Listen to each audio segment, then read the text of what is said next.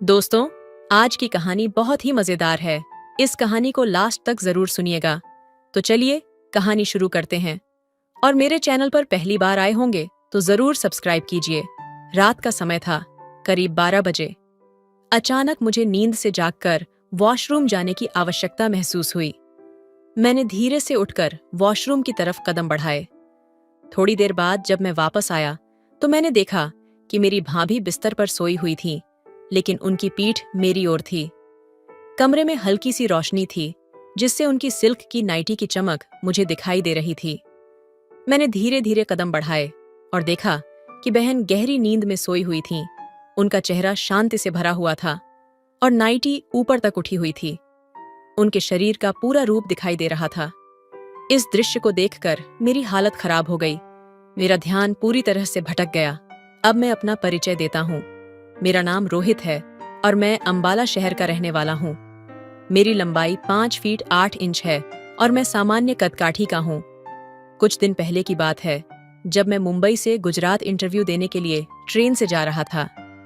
Train में बैठा तो मेरे सामने एक महिला बैठी थी। वह बहुत ही सुंदर और आकर्षक दिख रही थी। उनका चेहरा एक अलग ही चमकली हुए था और उनके लंबे बाल उन्हें और भी खूबसूरत बना रहे थे।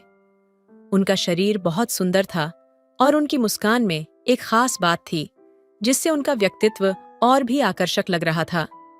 मुझे बहुत अच्छा लग रहा था और आत्मविश्वास से मेरी नजरें उनके ऊपर थीं। ट्रेन के सफर के दौरान मैंने सोचा कि क्या मैं उनसे बात करूं? फिर मैंने हिम्मत जुटाई और उनसे बातचीत शुरू की। उन्होंने मुस्कुराते हुए पूछा, आप कहाँ जा रहे हैं? मैंने कहा कि मैं गुजरात जा रहा हूं, जहां मेरा एक इंटरव्यू है। ये सुनकर वह बोली, अच्छा, मैं भी गुजरात की रहने वाली हूँ। मुंबई अपने पति से मिलने आई थी। फिर मैंने उनका नाम पूछा तो उन्होंने बताया कि उनका नाम ज्योति है। मैंने कहा, आप गुजरात के किस इलाके में रहती हैं? तो उन्होंने कहा, मैं भी कलोल में रहती हूँ। धीरे धीरे हमारी बातचीत गहरी होती चली गई।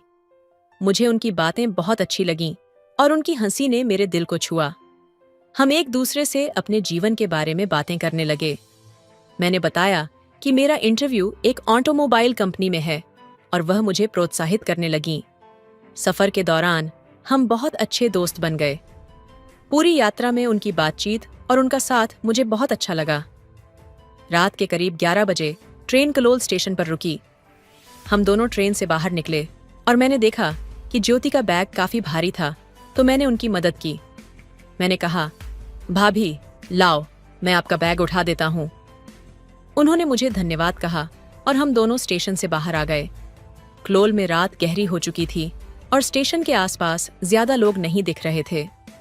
स्टेशन के बाहर आते ही ज्योति ने मुझसे पूछा, अब रात को कहाँ ठहरने का सोचा है? मैंने सोचा कि शायद मुझे होटल ढूंढना पड़ेगा, लेकिन ज्योति ने कहा, अगर तुम्हें कोई दिक्कत न हो तो हमारे घर आ सकते हो। रात का समय था और मुझे बैग उठाने में मुश्किल हो रही थी। मैंने थोड़ी देर सोचा और फिर फैसला किया कि मुझे मदद लेनी चाहिए। पास ही में मेरी एक दोस्त का घर था, जिसे मैं भाभी कहकर बुलाता था। मुझे लगा कि उनके घर जाना होटल से बेहतर रहेगा। हम दोनों रेलवे पटरी के किनारे किनारे चलते हुए भाभी के घर की ओर बढ़े। चलते चलते मैंने भाभी से पूछा, आपका घर कितना दूर है? भाभी हंसते हुए बोली, बस थोड़ी ही दूरी पर है। तुम देखना, मेरा घर बहुत आरामदायक और अच्छा है। उनके शब्दों ने मुझे राहत दी और मैंने सोचा कि यह शायद एक नई दोस्ती की शुरुआत हो सकती है। हम उनके घर पहुंचे और भाभी ने दरवाजा खोला। उन्होंने मुझे अंदर आने को कहा। घर में हल्की सी रोशनी थी और दीवारों पर लगे चित्रों ने माहौल को और भी खास बना दिया। अंदर कदम रखते हुए मैंने कहा, थैंक यू भाभी, आपकी मदद के लिए। भाभी मुस्कुराते हुए बोली, थैंक यू तो मुझे कहना चाहिए, तुमने मेरी बहुत मदद की है। फिर उन्होंने मुझसे पूछा, तुम्हें भूख लगी है? क्या खाना पसंद करोगे? मुझे भी थोड़ी भूख लग रही थी, तो मैंने कहा, भाभी चावल बना लो, जल्दी बन जाएंगे। भाभी हंसी और बोली, ठीक है, मैं कपड़े बदल कर आती हूँ, तुम सामने वाले कमरे में आराम करो। मैं उस कमरे में गया जहाँ भाभी ने इशारा किया था। वहां जाकर मैंने कपड़े बदलने के बाद हाथ मुंह धोकर खुद को तैयार किया। थोड़ी देर बाद भाभी बाहर आईं। उन्होंने काले रंग की सिल्क की नाइटी पहनी हुई थी जो बेहद खूबसूरत लग रही थी। उनके कपड़े सादे थे लेकिन उन पर बहुत अच्छे लग रहे थे। मैंने देखा और तुरंत बोला, भाभी, आप तो बहुत अच्छी लग रही हो। वह मुस्कुराईं और फिर रसोई में खाना बनाने चली गईं। मैं वहीं बैठा और फोन पर कुछ देखने लगा। भाभी रसोई में चावल और सब्जी बना रही थीं। कुछ देर बाद रसोई से खाने की खुशबू आने लगी और मेरी भूख और बढ़ गई। भाभी ने मुझे आवाज दी, खाना तैयार है, तुम मेज पर बैठ जाओ। मैं मेज पर बैठ गया और भाभी ने मेरे सामने चावल और सब्जी परोसी। हम दोनों खाना खाने लगे और आपस में बातें करने लगे। भाभी ने पूछा, कैसा है खाना? मैंने कहा, बहुत अच्छा है। फिर भाभी ने पूछा, और घर कैसा लगा? मैंने जवाब दिया, घर भी बहुत अच्छा है।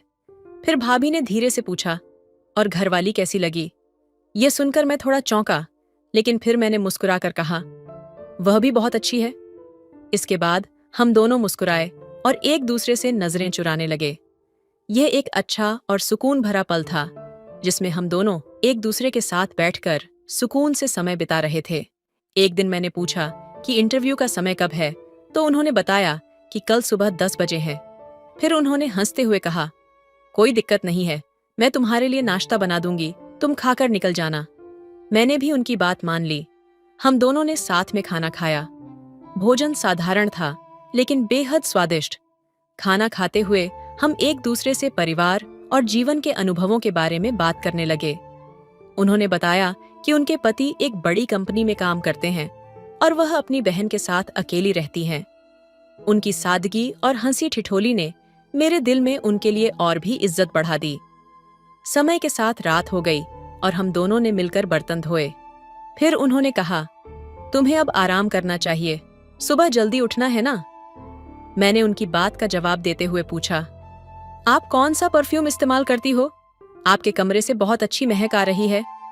उन्होंने मुस्कुराते हुए जवाब दिया, यह सिर्फ महिलाओं के लिए है, तुम्हारे पसंद का नहीं होगा। रात के सन्नाटे में जब सब कुछ शांत था, मैं उनके कमरे में लेटा था। थोड़ी देर बाद वह कमरे में आईं और हंसते हुए बोलीं, अब क्या और पूछना चाहते हो? मैंने हंसते हुए जवाब दिया, क्या पूछना चाहती हैं? वह मेरे चेहरे को देखते हुए बोली, अगर तुम्हारी जॉब यहां लग गई तो फिर तुम कहां रहोगे? मैंने कुछ देर सोचा और कहा, कमरा लेना पड़ेगा रेंट पर। वह चुप हो गईं और फिर बोली, क्या तुम मेरे घर रह सकते हो? मैंने थोड़ी संकोच से कहा, लेकिन भाभी, आपके घर पर कब तक रहूंगा? वह हंसी और बोली, तब तक जब तक तुम चाहो। मैंने फिर कहा, नहीं भाभी, ये ठीक नहीं होगा। वह समझ गईं और बोली, ठीक है, तुम रेंट पर रह सकते हो, जो किराया तुम बाजार में दोगे वही मुझे दे देना, इससे मुझे भी अच्छा लगेगा। ये विचार वाकई में अच्छा था, लेकिन मैंने कहा, पहले जॉब तो लगने दो, फिर देखेंगे। उन्होंने मुस्कुराते हुए कहा, तुम्हारी जॉब पक्की है? मैंने हैरान होकर पूछा, आपको कैसे पता? उन्होंने कहा, बस मुझे यकीन है। मैंने फिर कहा, देखते हैं। फिर वह बोली, अगर जॉब लग गई तो क्या तुम मेरे घर रहोगे? मैंने सिर हिलाकर हाँ कहा और इस बात से हमारे बीच एक अच्छी समझ बन गई। थोड़ी देर बाद मैंने कहा, अब हमें सोना चाहिए, सुबह मुझे भी जल्दी उठना है। उन्होंने कहा, हाँ, मुझे भी काम पर जाना है। वे भी किसी कंपनी में काम करती थीं। मैंने पूछा, मैं कहाँ सो सकता हूँ? तो उन्होंने कहा, तुम मेरे पास सो जाओ, हम दोनों एक ही कमरे में सो सकते हैं। मैंने थोड़ी हिचकिचाहट दिखाई और कहा, नहीं, मुझे दूसरे कमरे में सोना है। उन्होंने फिर कहा, वह कमरा थोड़ा गंदा है, तुम यहीं पर मेरे कमरे में सो जाओ। आखिरकार मैंने उनकी बात मान ली और बिस्तर ले लिया। एक दिन मैं घर पर कुछ काम कर रहा था, तभी भाभी ने मुझे कहा, तुम मेरे कमरे में आराम से सो सकते हो, लेकिन अगर तुम्हें कोई परेशानी हो तो मुझे बताना। मैंने पहले तो मना किया, लेकिन फिर सोचा कि शायद इससे कोई समस्या नहीं होगी। भाभी ने मुझे कंधा देकर आराम से बिस्तर पर लेटा दिया और खुद नीचे लेट गई। कमरे में शांति और सुकून का माहौल था। धीरे धीरे मैं भी आराम से सोने की कोशिश करने लगा। रात करीब 12 बजे मुझे अचानक नींद खुली और मैंने वॉशरूम जाने का निर्णय लिया। जब वापस आया तो देखा कि भाभी उल्टा लेटी हुई थीं और मुझे ध्यान आया कि मुझे उनके साथ अधिक बातचीत करने का कोई अवसर नहीं मिला था। हालांकि मैंने सब कुछ शांतिपूर्वक लिया और फिर से सोने की कोशिश की। सुबह भाभी ने मुझे 7 बजे उठाया और चाय पीने के लिए बुलाया। मैंने कहा, भाभी, मैं चाय नहीं पीता, लेकिन उन्होंने मुस्कुराते हुए कहा, कोई बात नहीं, थोड़ी सी पी लो, मैंने तुम्हारे लिए प्यार से बनाई है। जब मैंने भाभी की तरफ देखा तो उनकी आंखों में एक नई चमक थी और उनका तरीका भी थोड़ा अलग था। फिर मैं तैयार होकर जाने लगा तो भाभी बोली, इंटरव्यू के बाद मुझसे मिलकर जाना और बताना कि क्या हुआ। मैंने ओके कहा और इंटरव्यू के लिए निकल पड़ा। इंटरव्यू के बाद मैं वापस आया तो भाभी का घर बंद था और मैंने उनका नंबर भी नहीं लिया था। मैंने सोचा, अच्छा, भाभी को फोन कर लूंगा। फिर शाम को भाभी घर लौटी और वह बहुत स्टाइलिश नजर आ रही थीं। आते ही उन्होंने कहा, ओह सॉरी, मुझे भूल गया था कि तुम मेरा इंतजार कर रहे थे। भाभी ने दरवाजा खोला और मुझे अंदर आने को कहा। वह जल्दी से कपड़े बदलने के लिए गईं और फिर एक आरामदायक टी शर्ट और लोअर पहनकर वापस आईं। भाभी ने पूछा, क्या हुआ, इंटरव्यू में कुछ समस्या हुई? मैंने उन्हें बताया, नहीं, जॉब लग गई है, बस 3 दिन बाद ज्वाइन करना है। भाभी ने खुशी से कहा, यह तो बहुत अच्छा है, फिर तुम क्यों जा रहे हो? मैंने कहा, मेरे पास ज्यादा कपड़े नहीं हैं, मुझे घर जाकर अपने परिवार से मिलना है। भाभी ने थोड़ी उदासी जताई, लेकिन फिर वह समझ गईं कि मैं वापस क्यों जा रहा था। मैं आऊंगा और कुछ जरूरी सामान भी ले आऊंगा, मैंने कहा। इस पर भाभी ने एक हल्की सी उम्मीद भरी नजरों से मुझसे पूछा, क्या तुम वापस आओगे? उनके चेहरे पर यह साफ दिख रहा था कि जैसे मेरे बिना उनका मन कहीं नहीं लग रहा हो। मैंने भाभी से कहा, भाभी, मैं जरूर आऊंगा। तो भाभी थोड़ी सी राहत महसूस करते हुए बोली, अच्छा, तो फिर तुम कब जाओगे? ट्रेन कब की है? मैंने जवाब दिया, कल सुबह की है, नाइट की ट्रेन में कोई सीट नहीं है। ये सुनकर भाभी बहुत खुश हो गईं और बोली, ठीक है, फिर आज तुम आए हो तो रूम की सफाई कर लेते हैं और शाम को कुछ खास करेंगे। मैंने पूछा, क्या खास करेंगे? तो भाभी बोली, तुम्हारी जॉब लग गई है तो पार्टी करते हैं। पार्टी? भाभी, मैं तो काफी बचत में हूं, पैसे कम हैं, मैंने कहा। भाभी मुस्कुराते हुए बोली, कोई बात नहीं, पार्टी में दे दूंगी, जब तुम्हारी सैलरी आ जाएगी तो वापस कर देना। फिर हम दोनों ने खाना खाया और रूम की सफाई में लग गए। सफाई करते करते देर हो गई। फिर भाभी ने पूछा, क्या तुम घर पर खाना खाओगे या बाहर? मैंने कहा, घर पर ही खाएंगे। फिर भाभी ने पूछा, क्या तुम ड्रिंक करते हो? मैं थोड़ा चौंका, लेकिन पहले कुछ बोल पाता। तब तक भाभी ने कहा, ठीक है, तो तुम बाहर से एक बोतल ले आना, मैं तब तक कुछ खाने के लिए तैयार करती हूँ।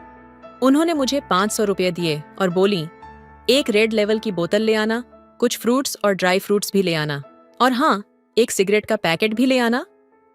मैंने पैसे लेकर दुकान की ओर रुख किया। वहां 970 रुपये की एक बोतल मिल रही थी और मैं पहले कभी भी इतने महंगे ब्रांड पर नहीं गया था, लेकिन इस बार कुछ अलग ही था। फिर मैंने वही खरीदी।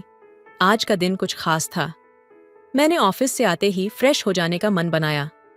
साथ में कुछ फ्रूट्स और ड्राई फ्रूट्स ले आया ताकि घर में एक छोटी सी पार्टी का माहौल बनाया जा सके। घर पहुंचते ही मुझे देखा तो भाभी ने मुझे देखकर कहा, तुम थोड़ा आराम करो, मैं खाना तैयार कर देती हूँ। भाभी ने आलू गोभी की सब्जी और पूरी बनाई थी, जो बहुत ही स्वादिष्ट लगा। भाभी नहाने जाती रही थी। भाभी ने मुझे कहा, तुम पहले नहा लो, ये कपड़े गंदे हो गए हैं। मैंने जवाब दिया, लेकिन मेरे पास तो दूसरे कपड़े नहीं हैं। तो भाभी मुस्कुराते हुए बोली, कोई बात नहीं, ये लो, एक लोवर और टी शर्ट पहन लो। मैंने उनके दिए कपड़े पहने और फ्रेश हो गया। जब मैं भाभी के पास पहुंचा तो वो भी तैयार हो चुकी थीं। हमें साथ में चाय और स्नैक्स का आनंद लेना था और बातचीत का सिलसिला शुरू हुआ। भाभी ने मुझसे पूछा, तुम्हारी कैसी गर्लफ्रेंड है? मैंने शर्माते हुए जवाब दिया, बस एक ही है भाभी। भाभी हंसते हुए बोली, तुम तो बहुत शर्मीले हो। हम दोनों के बीच हल्की सी बातचीत हुई, लेकिन यह पूरी बातचीत आदर्श तरीके से थी और दोनों ने एक दूसरे का सम्मान बनाए रखा। भाभी ने कहा, तुम्हारा क्या ख्याल है, रिश्तों में क्या सबसे महत्वपूर्ण होता है? मैंने कहा, भाभी, रिश्तों में सबसे जरूरी चीज है सम्मान और भरोसा। अगर दोनों चीजें हों तो हर रिश्ता मजबूत रहता है। भाभी ने कहा, सच में तुम सही कहते हो। हमने साथ में स्नैक्स और चाय का आनंद लिया और फिर भाभी ने मुझसे कहा, जब भी तुम्हें समय मिले तो अपने दोस्तों और परिवार के साथ और ज्यादा वक्त बिताओ। रिश्तों का ख्याल रखना बहुत जरूरी है। इस छोटे से समय में हम दोनों ने एक दूसरे की बातें सुनी और समझी।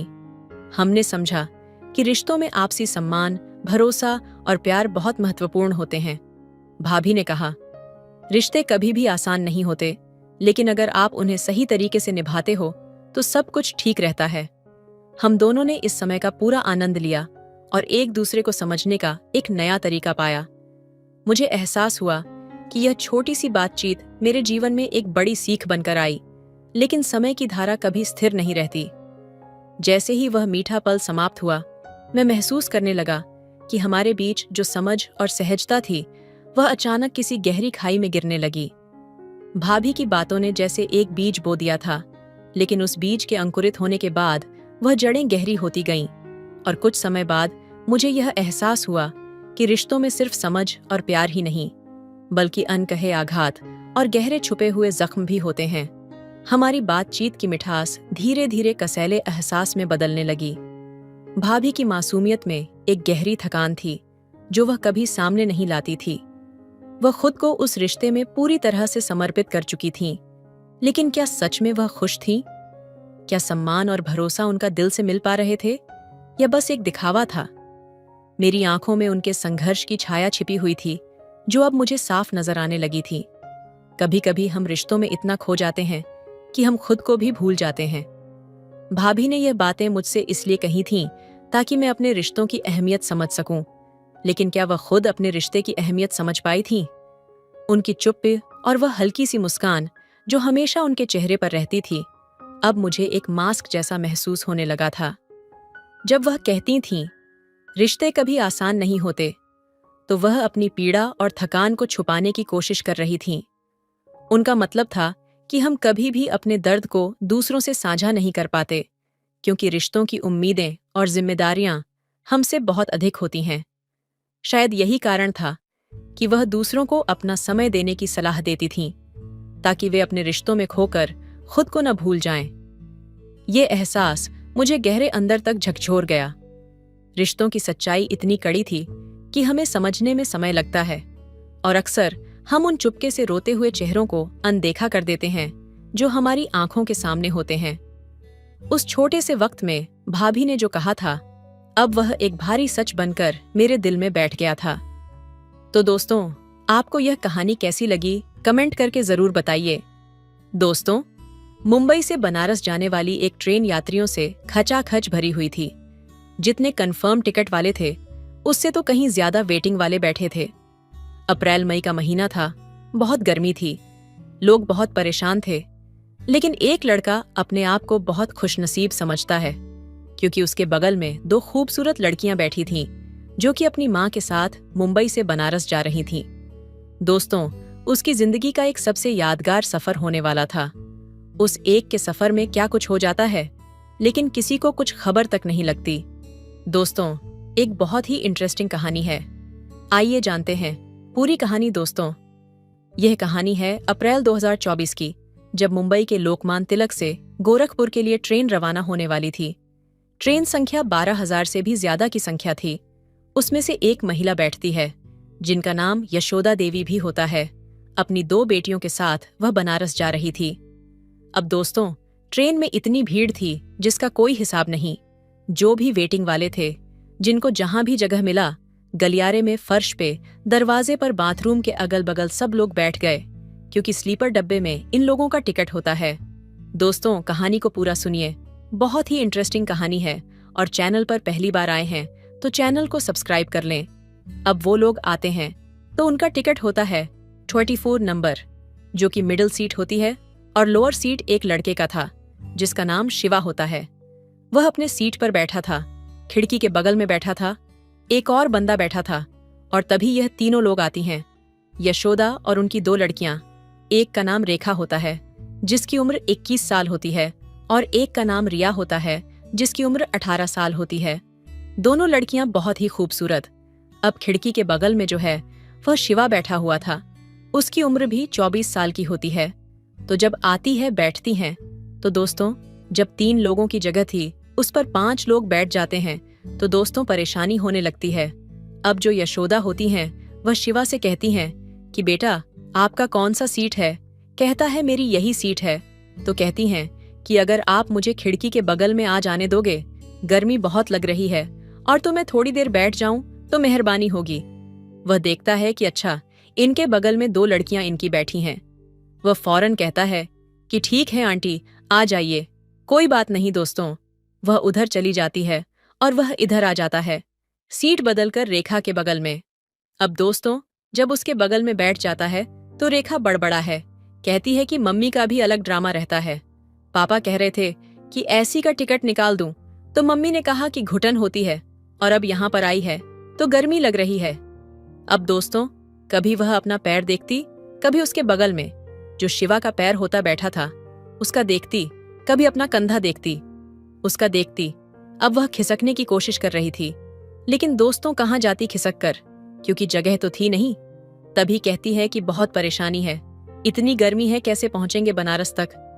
अब दोस्तों उसके बाद शिवा कहता है कि स्ट्रेट में तो ऐसे भीड़ होती है, हमेशा भीड़ रहती है। एक बार तो मैं बाथरूम में बैठकर चला गया था घर। अब दोस्तों इतना सुनते ही जो रेखा होती है कहती है छी भैया कैसी बात कर रहे हो, बाथरूम में बैठकर चले गए थे, उसमें कैसे बैठकर चले गए? तो कहता क्या करूं, टिकट था नहीं और जुगाड़ से किसी के पास थोड़ा सा जगह लेकर मैं बैठ गया था, लेकिन बाथरूम जाना पड़ा तो आधे घंटे मुझे वहां तक जाने में लग गए। इतनी भीड़ थी और जब वहां गया तो मुझे खाली लगा। मैं सोचा चलो यहीं बैठ जाता हूं, तो वहीं बैठकर चला गया। रेखा बोली भैया बड़ी विचित्र कहानी है, आपकी बात रूम में बैठकर आप चले जाते हो। अब थोड़ा सा उससे दूर खिसकने की कोशिश करने लगी, लेकिन कहाँ जाती, जगह तो था नहीं। उसके बाद दोस्तों अब 1 घंटा बीत गया, ट्रेन चल पड़ी, ना कोई ठंडा वाला आया ना कोई पानी वाला लाया। जो भी यह लोग पानी लाए थे सब पी पी कर खत्म कर दिए। अब रेखा कहती है कि कोई आ भी नहीं रहा है, बताओ हम लोगों को कोई पूछने वाला नहीं है। तभी दोस्तों एक छोटे से स्टेशन पर अब गाड़ी खड़ी होती है और जहां पर ये लोग बैठे थे तो वहां पर एक इमरजेंसी विंडो थी जिसका ग्रिल ऊपर करके और उसमें से निकला जा सकता था। तो जैसे ही ट्रेन खड़ी होती है, शिवा जो है वह फौरन उस खिड़की से कूद जाता है, इधर उधर दुकानें देखने लगता है। तो एक छोटी सी दुकान दूर पर दिखती है, जाता है वहां से पानी लेता है और लाकर पीने लगता है। अब ये लोग देखती हैं तो कहती हैं यार हम भी पानी मंगा लेते। अब उससे बुलाती हैं कि भैया भैया भैया करके, वह सुनता ही नहीं है, क्योंकि जो भी गेट की तरफ लटके हुए थे लोग थे वहां सभी लोग भी प्लेटफॉर्म पर उतर जाते हैं गर्मी से राहत पाने के लिए। तभी रेखा जो है उसको जोर से बुलाती है, कहती है ओ बाथरूम वाले भैया। अब दोस्तों जैसे ही वह ये कहती है बाथरूम वाले भैया, क्योंकि अपना राह जो है खिड़की से बाहर निकाल के बोलती है, वैसे ही सारे लोग इसकी तरफ देखने लगते हैं। शिवा भी इसकी तरफ देखता है और उसके बाद वह आता है, उसके पास उसको इशारा करके बोला है, कहती भैया 50 ले लो और जाओ जरा 2 बोतल पानी ला दो। वह जाता है, पानी लेकर आता है और जैसे ही देता है ट्रेन चल पड़ती है। वह कहती है अरे भैया बैठो, आप जल्दी बैठो। कैसे बैठोगे? दौड़ के जाता है दरवाजे की तरफ और वहां से फिर 10-15 मिनट में अंदर आता है और जैसे ही आता है तो एक सामने जो बैठा था वह कहता है कि बाथरूम वाले भैया आ गए। अब दोस्तों जैसे ही सुनते हैं सारे लोग फिर हंसने लगते हैं। कहता है हाँ बताओ भाई साहब, ऐसे भी भला कोई कहता है। जैसे ही इन्होंने कहा कि वह बाथरूम वाले, तैसे ही सारे लोग मुझे देखने लगे जैसे मैं कोई बाथरूम साफ करता हूं। तो रेखा जो है हंसने लगी, बोली सॉरी भैया, लेकिन आपका नाम ही पता नहीं है और नॉर्मल तरीके से बुला रही थी तो आपने सुना ही नहीं, तो मुझे कहना पड़ा आपका क्या नाम है? तो बोला मेरा नाम शिवा है। तो रेखा ने कहा कि अरे यार ये तो बड़ा अच्छा नाम है आपका। फिर वो खिसक जाती है और अपने ही बगल उसे बैठने का इशारा करती है। शिवा जो है वहां पर बैठ जाता है। 2 लीटर का कोल्ड ड्रिंक लाया था। उसके बाद वह यशोदा से कहता है कि आंटी कोल्ड ड्रिंक पियेंगे, पी लीजिए, अभी थोड़ी गर्मी से राहत मिल जाएगी।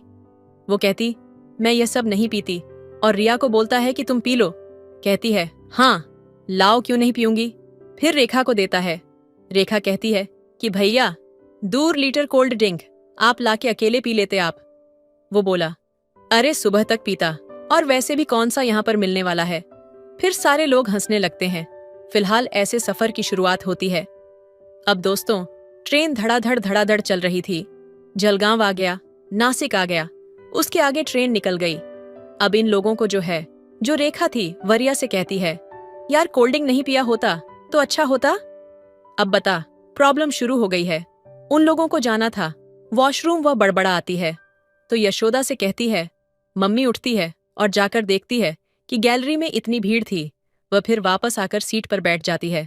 अपने मम्मी से इशारा करके कहती है, मम्मी जाना था लेकिन बहुत भीड़ है, कैसे जाऊं।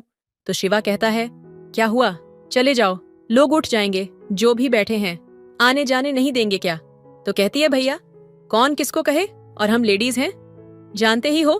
तो यशोदा कहती हैं कि भैया अगर तुम चले जाते तो थोड़ी मेहरबानी होती। वो बोलता, हाँ ठीक है चलो। अब दोस्तों, वो आगे आगे जाता है, ये लोग पीछे पीछे जाती हैं और सबको जो गैलरी में बैठे थे लेटे थे उनको हड़काते हुए कहता है, वह भाई जरा सिमट ले, जरा खड़ा हो जा, और भाई चारपाई लेकर आ जाता, ऐसे क्यों फैल रहा है। तो इस तरीके से सबको बोलते हुए, सब पर कमेंट करते हुए, और उन लोगों को बाथरूम तक लेकर चला जाता है। बाथरूम में जाता है तो वहां भी सारे बाथरूम बिजी थे।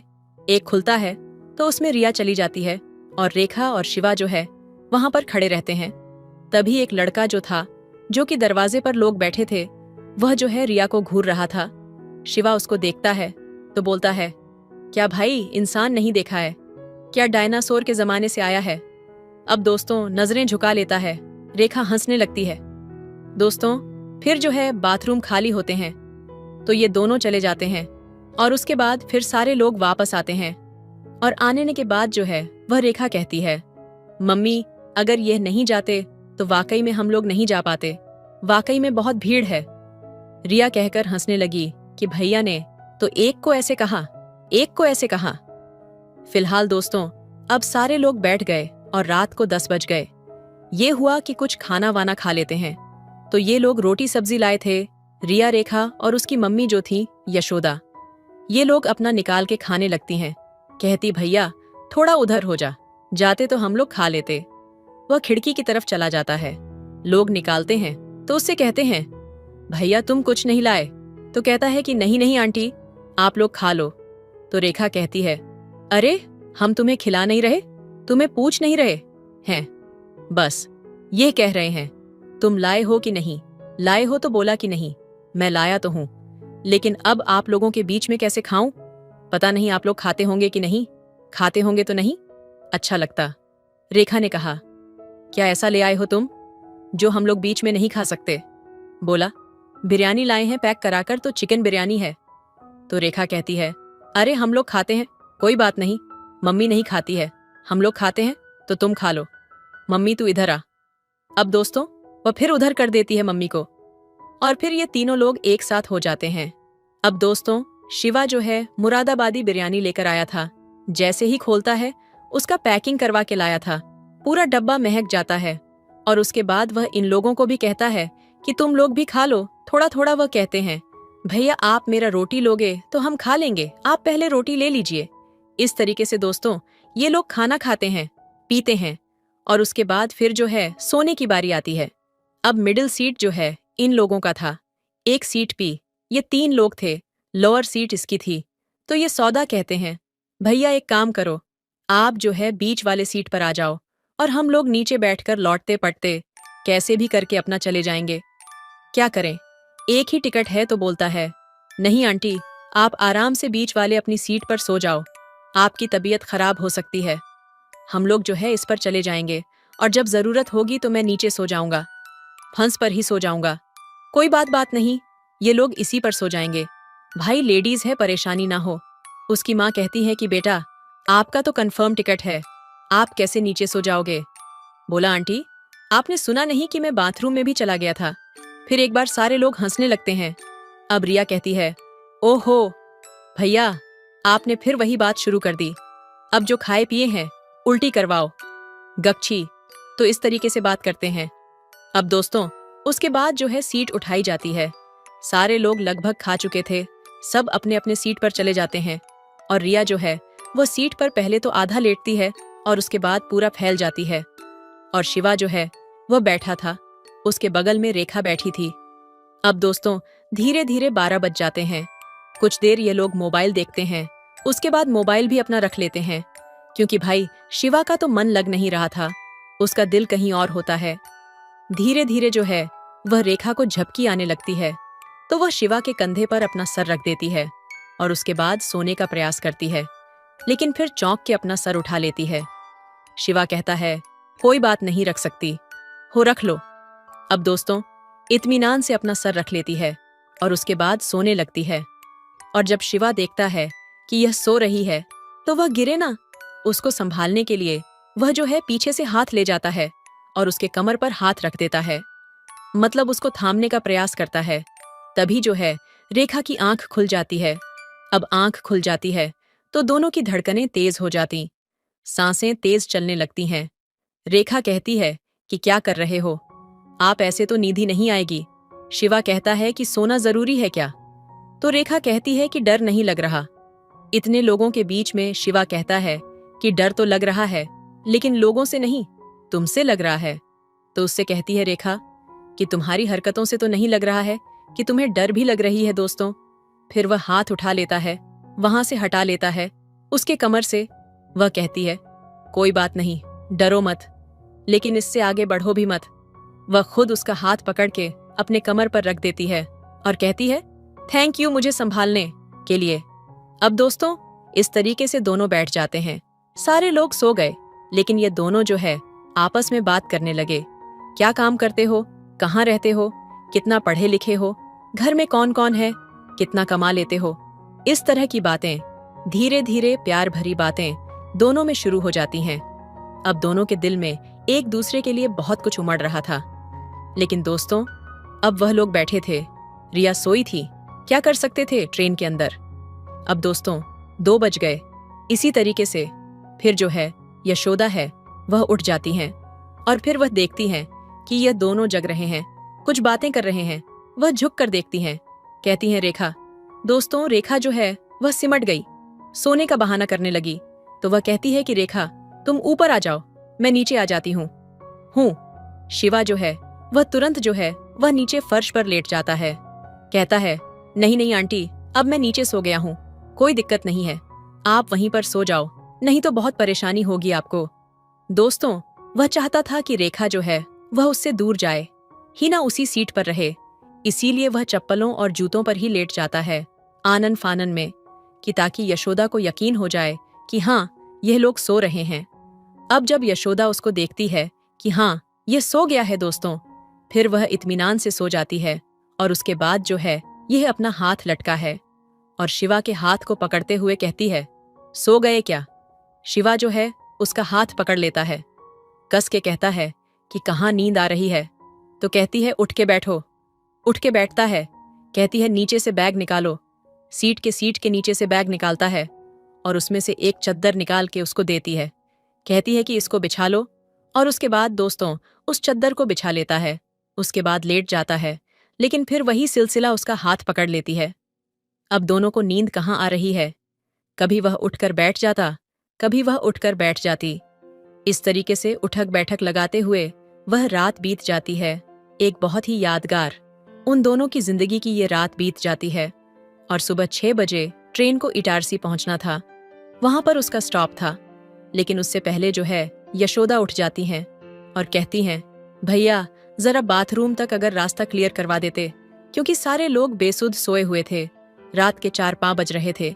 तो वह जो है आगे आगे जाता है और ये पीछे जाती हैं। उसके बाद फिर आती है, इन लोगों को भी बुलाती हैं, कहती हैं कि जाओ वरना सब कुछ बिजी हो जाएगा। तो इस तरीके से ये लोग जाते हैं और फिर जब सुबह 7 बजते हैं, ब्रश वगैरह करते हैं, लोग चाय नाश्ता कॉफी ये सब करते हैं और उसके बाद फिर जो है दिन के सफर की शुरुआत होती है। ये लोग ट्रेन में बैठकर खाते पीते हैं, बातें करते हैं और ट्रेन अपनी स्पीड में बनारस की तरफ जा रही थी। खाना मंगाना, साथ में खाना, ये सब चलता है दोस्तों। शाम को 5 बजे ट्रेन प्रयागराज पहुंचने थी, यानी कि इलाहाबाद, लेकिन वह पहुंचती है 8 बजे, 3 घंटे लेट थी वहां पर। अब ये लोग बैठे बैठे थक गए थे। जो है खिड़की से बाहर निकल जाता है। शिवा तो जो रेखा थी और रिया थी, वह कहती हैं भैया हमको भी जरा निकाल लेते बाहर, इसी खिड़की से तो हम भी थोड़ा घूम लेते, क्योंकि यहाँ पर आधे घंटे ट्रेन रुकेगी। तो वह जो है उनको उस खिड़की से बाहर निकलने में मदद करता है। फिर ये लोग जाते हैं, खुश खाते हैं, पीते हैं, और उसके बाद फिर वह लोग उसी खिड़की से वापस अंदर आ जाते हैं। अब दोस्तों, सीवन पर वाराणसी जंक्शन पर उस ट्रेन को पहुंचना था, लेकिन 4 घंटे लेट होने की वजह से वह 11 बजे रात को पहुंचती है। सारे लोग उतरते हैं। जो रेखा के मौसा थे, वह अपनी गाड़ी लेकर स्टेशन पर आए हुए थे। अब बिछड़ते वक्त जो है इन दोनों के चेहरे पर बहुत ज्यादा उदासी थी। तो यशोदा कहती हैं कि भैया अब तुम अपने घर कैसे जाओगे? तो कहता है मेरा घर यहाँ से 30 किलोमीटर दूर है, मैं पिंडरा तहसील का रहने वाला हूँ। इस टाइम तो मैं जाऊंगा नहीं, इसी स्टेशन पर ही रहूंगा, क्योंकि इस टाइम तो कोई साधन मिलेगा नहीं और मैं सुबह जाऊंगा। तो कहती हैं भैया आप पूरी रात परेशान हुए, हम लोगों की वजह से आप नीचे सोए, अब यहाँ पर भी रात भर मच्छर काटेंगे, आप कैसे सोएंगे? तो एक काम करो, आप मेरे बहन के ही घर चलो, वहां पर आराम से सोना, कल सुबह निकल जाना।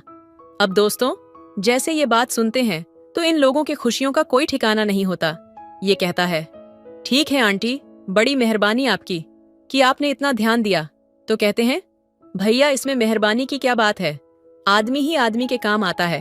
अब दोस्तों, वह उनके घर पहुंचता है, मेहमानों की तरह अच्छा खाना खाता है, अच्छे बिस्तर पर सोता है, और फिर सुबह जो है वह 9 बज जाता है। जब ये लोग उठते हैं, उठने के बाद फिर नहाते हैं, बढ़िया नाश्ता करते हैं, जो कि उसकी मौसी ने और उसकी मौसी के एक लड़की ने बनाया था। और फिर उसके बाद ये लोग घूमने का प्लान बनाते हैं। फिर जो है यशोदा कहती हैं, रेखा उसको फोर्स करती है, कहती है जरा रुक जाओ ना, शाम को चले जाना। यशोदा कहती है कि हाँ भैया शाम को चले जाना, चलो हम लोग बनारस जा रहे हैं घूमने, तुम भी चलो, कुछ हमारे साथ घूम लो। बोला कोई बात नहीं, मैं तो सारा कुछ घुमा हुआ हूँ, लेकिन आप लोगों के साथ घूम लेता हूँ। अब दोस्तों, वह दिन भर घूमते हैं, और इस बीच में जो है रिया को और उसकी जो मौसी की लड़की थी, इन दोनों को पता चल चुका था कि शिवा में और रेखा में क्या चल रहा है। अब वह दोस्तों उन लोगों का फोटो खींचती हैं, मजाक करती हैं, और उसके बाद दोस्तों शाम हो जाती है। शिवा अपने घर को जाता है। जब जाने वाला होता है तो रेखा की आंखें जो हैं वह आंसुओं से भर जाती हैं। शिवा का भी यही हाल होता है। ये कहती है कि भैया अभी हम 15 दिन रहेंगे और आ जाना, घूम जाना, तुम बहुत अच्छे इंसान हो। वह कहता है आंटी मौका मिलेगा जरूर आऊंगा, लेकिन मुझे भी 15 दिन ही रहना है, उसके बाद मुझे भी मुंबई जाना है। अब दोस्तों, उसको रहना था 2 महीने, लेकिन वह 15 दिन इसलिए बोलता है कि साथ में जाने का शायद मौका मिल जाए। अब दोस्तों, वहां से शिवा चला जाता है। जाने के बाद रेखा को फोन करता है कि तुम्हारी बहुत याद आ रही है। रेखा कहती है फिर छोड़कर चली गए, और मुझे भी तुम्हारी याद आ रही है। दोस्तों, 1 हफ्ते बीतता है, और एक दिन मोटरसाइकिल लेकर शिवा जो है वहां पर पहुंचता है। उसको देखते ही इन लोगों की खुशियों का कोई ठिकाना नहीं रहता। जो रेखा थी वह दोस्तों जैसे ही मौका मिलता है उससे लिपट जाती है और कहती है बहुत दिन बाद आए आप। कहता है कि मुसाफिर का क्या भरोसा, क्या पता ये मुलाकात अंतिम मुलाकात हो।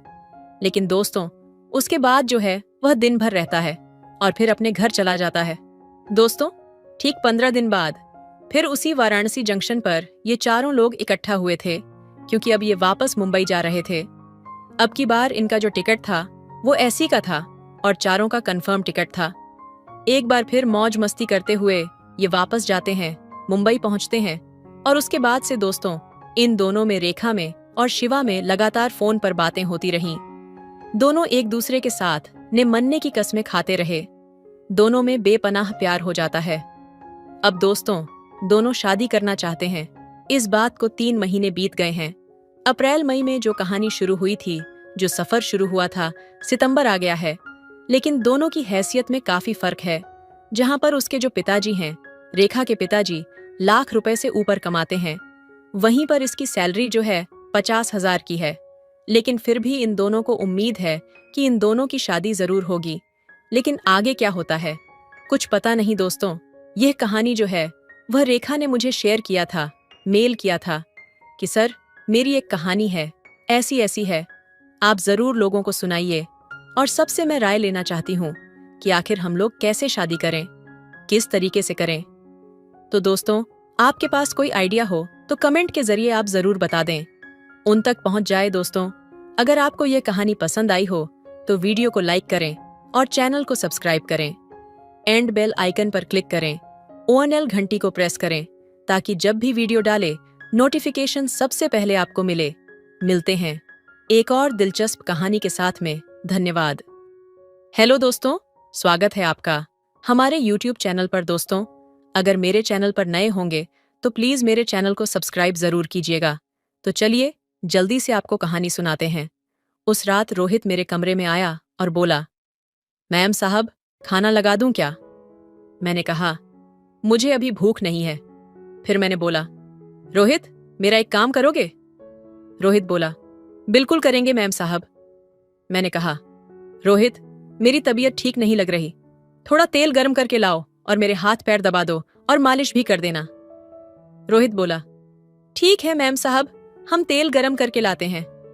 मैं उस समय गाउन पहने हुए थी और बिस्तर पर लेट गई। रोहित 5 मिनट में तेल गर्म करके कमरे में आ गया और वहीं खड़ा हो गया। मैंने अपना गाउन घुटनों तक उठा लिया और कहा, रोहित, मेरे पैरों पर तेल लगाकर मालिश कर दो। रोहित, जी मैम साहब, कहकर मेरे पैरों पर तेल की मालिश करने लगा। मैंने जानबूझकर अपना गाउन ऊपर उठा लिया ताकि रोहित को अपना जलवा दिखा सकूं। रोहित मेरे पैरों की मालिश करते हुए मेरी टांगों को देख रहा था। उसकी उंगलियों की पकड़ पहले से भी ज्यादा तेज हो गई। फिर मैंने पलट कर बोला, रोहित, मेरी पीठ की भी मालिश कर दो, बहुत दर्द हो रहा है। वह थोड़ा हिचकिचाया और बोला, मैम साहब, मैं ये नहीं कर सकता। मैंने कहा, रोहित, देखो, तुम्हें शर्माने की कोई जरूरत नहीं है। मैंने तुम्हें काम पर रखा है और इस मालिश के पैसे मैं तुम्हें अलग से दूंगी ताकि तुम्हारा घर अच्छे से चले। रोहित ने मेरी पीठ पर मालिश शुरू कर दी। मैंने दीवार पर लगे शीशे में देखा कि वह अब मेरे बदन को देख रहा था। मैंने कहा, रोहित, मेरे पीठ पर अच्छे से मसाज करो। वह कांपते हुए हाथों से मेरी पीठ की मसाज कर रहा था। उसके हाथ बहुत ज्यादा कांप रहे थे। थोड़ी देर बाद मैं पलटकर सीधी हो गई और बोली, रोहित, अब मेरे पेट की भी मालिश करो। रोहित बोला, मैम साहब, ये क्या कह रही हो? वह बुरी तरह कांप रहा था और हिचकिचा रहा था। मैंने उसके दोनों हाथ पकड़कर कहा, कोई बात नहीं है, तुम्हें कोई शर्म नहीं करनी चाहिए। बहुत बहुत धन्यवाद। वैसे भी मालिक घर पर नहीं है तो हमें ही आपका ख्याल रखना होगा। रोहित की बातें मेरे दिल को छू गईं। वह गरीब इंसान अपनी पत्नी को कितना प्यार करता है और एक मेरे पति हैं जिन्हें मेरी याद भी नहीं आती। कितना तड़पता होगा वह यहां अपनी बीवी के बिना, ठीक वैसे ही जैसे मैं अपने पति के बिना। तभी मुझे एक बुरा ख्याल आया कि हम दोनों एक दूसरे की तड़प भी तो दूर कर सकते हैं। तब से मेरी नजरें रोहित के लिए बदल गईं। एक दिन वह घर में सफाई कर रहा था। उस समय उसने सिर्फ नीचे एक हाफ पैंट पहन रखा था। उसकी मसल्स और बदन को देखकर मुझे कुछ कुछ होने लगा। मैंने ठान लिया, रोहित के साथ अपनी और उसकी तड़प मिटा लूंगी। मैं उसे अपने करीब लाने के लिए नए नए तरीके अपनाती, लेकिन उसका ध्यान हमेशा घर के कामों पर ही रहता। मैं जानबूझकर उसके सामने छोटे छोटे कपड़े पहनती ताकि उसका ध्यान भटके और वह मेरी तरफ आकर्षित हो, लेकिन वह तो हमेशा अपने कामों में ही बिजी रहता। मैं जब नहाने के लिए जाती तो बाथरूम का दरवाजा जानबूझकर खुला छोड़ देती और अक्सर रोहित के सामने छोटी छोटी नाइट कपड़ों में ही रहती। लेकिन मेरे सारे हथकंडे फेल हो रहे थे। मुझे लगा मुझे कुछ और ट्राई करना चाहिए जिससे रोहित जल्दी बहक जाए। मैंने एक बार रोहित को अपने पास बुलाया और उससे कहा, आज मेरा शराब पीने का बहुत मन है। उसने कहा, मैम साहब, शराब सेहत के लिए ठीक नहीं होती और पिछली बार भी जब आपने ज्यादा शराब पी थी तो आपकी तबीयत खराब हो गई थी। मैंने आपसे कहा था कि आपको अपनी सेहत का ध्यान रखना चाहिए, लेकिन आप मुझे इस बारे में बिल्कुल नहीं सुनते। फिर मैं सोचने लगी कि क्या करूं। मुझे अपने पति की बहुत याद आ रही थी। मैं चाहती थी कि वे मेरे करीब रहें और मुझे प्यार दें, लेकिन मुझे लगता था कि वे अपनी जिंदगी में बिजनेस को प्राथमिकता देते हैं। मेरे दिल में एक विचार आया और मैं समझ गई कि यह तरीका काम कर सकता है। मैं जानती थी कि मेरे पति को मुझसे ज्यादा अपने काम की चिंता है। हर महिला की ख्वाहिश होती है कि उसका पति उसके पास रहे, उसे प्यार दे और उसकी देखभाल करे। लेकिन मुझे लगता था कि शायद मेरी किस्मत में ऐसा नहीं था। उस रात जब रोहित मेरे कमरे में आया तो मैंने उससे कहा, रोहित, मुझे थोड़ा आराम चाहिए। क्या आप मेरे लिए तेल गरम करके लाएंगे और मेरी मदद करेंगे? रोहित ने तुरंत हाँ कह दिया। मैंने अपने कमरे में आराम से बिस्तर पर लेटने का फैसला किया और रोहित को कहा कि वह मुझे मदद करे, क्योंकि मुझे थोड़ी राहत चाहिए थी। रोहित एक ईमानदार और मेहनती व्यक्ति था जो एक बड़े घर में काम करता था। एक दिन उसके मालिक ने घर की साफ सफाई और अन्य कार्यों के लिए कुछ अतिरिक्त जिम्मेदारियां दीं, क्योंकि वे कुछ दिनों के लिए बाहर जाने वाले थे। रोहित, मालिक ने कहा, तुम्हारे पास घर का सारा काम करने का अच्छा अनुभव है और मैं जानता हूं कि तुम इसे अच्छे से निभाओगे। तुम्हारे काम की कड़ी मेहनत की मैं सराहना करता हूं। रोहित को यह जिम्मेदारी मिलते हुए खुशी हुई, क्योंकि वह हमेशा अपना काम ईमानदारी से करता था और उसे यह मौका एक नई चुनौती के रूप में मिला था। वह अपने दिन के काम में व्यस्त था और उसने पूरे घर की सफाई का ध्यान रखा। एक दिन जब रोहित एक कमरे में सफाई कर रहा था, तब उसकी मालकिन ने आकर उसे धन्यवाद दिया और कहा, रोहित, तुमने बहुत अच्छा काम किया है। मुझे पूरा यकीन है कि तुम घर को अच्छे से संभाल सकोगे। जबकि हम बाहर हैं, तुम जैसे लोगों के कारण काम आसान हो जाता है। रोहित ने मुस्कुराते हुए कहा, धन्यवाद मैम। मैं हमेशा कोशिश करता हूँ कि अपना काम ईमानदारी से करूंगा और घर की देखभाल अच्छी तरह से करूं। तुम्हारे परिवार के लिए कुछ मदद चाहिए? मालकिन ने पूछा। अगर तुम्हारे पास कोई विशेष जरूरत हो तो मुझे बताओ, मैं मदद करने के लिए तैयार हूं। रोहित को यह सुनकर थोड़ी राहत मिली, लेकिन उसने विनम्रता से जवाब दिया, नहीं मैम, मैं अपनी स्थिति को समझता हूं और मुझे आपकी मदद की आवश्यकता नहीं है। मुझे अपने परिवार के लिए काम करना है और मैं अपनी मेहनत से उन्हें समर्थन देने की कोशिश करता हूं। मालकिन ने मुस्कुराते हुए कहा, यह बहुत अच्छा है रोहित। तुम्हारी मेहनत और समर्पण को मैं हमेशा सराहूंगी। रोहित ने अपना काम पूरी ईमानदारी से किया और जब मालिक घर वापस आए तो उन्होंने रोहित की मेहनत को सराहा और उसे और अधिक जिम्मेदारी दी। रोहित को यह देखकर खुशी हुई कि उसके कड़ी मेहनत और समर्पण को मान्यता मिली और वह अपने परिवार को और भी अच्छे से समर्थन देने में सक्षम हुआ। सारा खर्चा मैं खुद उठाऊंगी। वह थोड़ा संकोच कर रहा था, लेकिन मैं जान चुकी थी कि रोहित खुद को रोक नहीं पा रहा है और अनजाने में अपनी भावनाओं को दबा रहा है। मुझे समझ में आ गया था कि वह भी अपनी पत्नी के प्यार को तरस रहा है।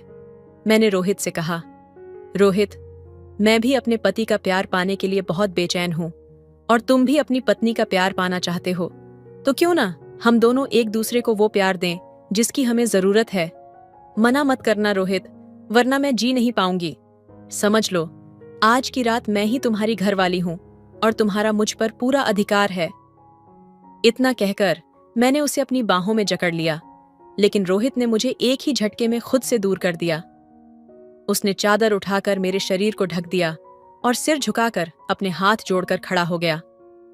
फिर उसने धीरे से कहा, मैम साहब, यह हमसे नहीं होगा। हम अपनी पत्नी को बहुत प्यार करते हैं और हम उसकी बेवफाई नहीं कर सकते। हम अपने मालिक के साथ भी गद्दारी नहीं कर सकते, वरना हम गद्दार कहलाएंगे। मैम साहब, हम गरीब जरूर हैं, लेकिन अपनी मेहनत का खाते हैं। हम जानते हैं कि मालिक आपको छोड़कर कई महीनों तक विदेश में रहते हैं, लेकिन इसका मतलब यह नहीं कि आप उनसे बेवफाई करें। आप उनसे प्यार से बात कीजिए, शायद वह आपकी बात मान जाए।